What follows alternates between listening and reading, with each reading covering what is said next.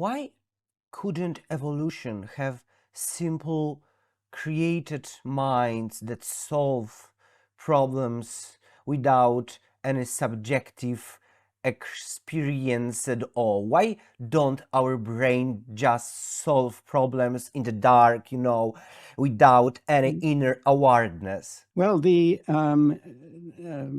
process of evolution did solve many problems without any explanation.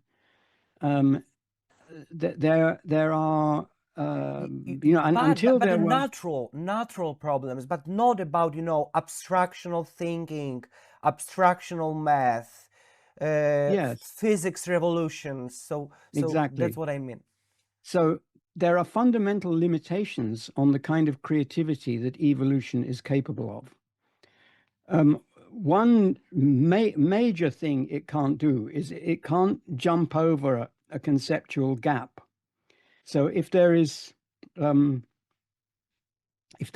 organism which could do with a certain improvement, like if there's a lizard and it would really benefit the lizard if it could breathe fire like a dragon, then the only way that evolution can generate a new organism which can breathe fire would be to have a sequence of organisms in successive generations which could come closer and closer to the ability to breathe fire. And every single one of those would have to be not only a viable organism in its own right, because it has to survive, to reproduce, to be mutated, and so on,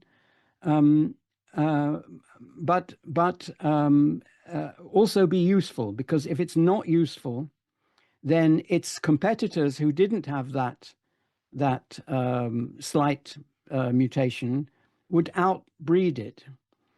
So it's very difficult, therefore, for evolution to cross a conceptual gap like that. Whereas thinking, we can say, imagine that you had a flying car. Now, the flying car won't work if you just imagine it. I used to imagine all sorts of flying and swimming and underwater cars when I was a child, and at first I did not try to bridge that conceptual gap. So, but the way that humans do bridge it when they do is not by making by making a sequence of things that starts with the first one and ends with the one with the new ability.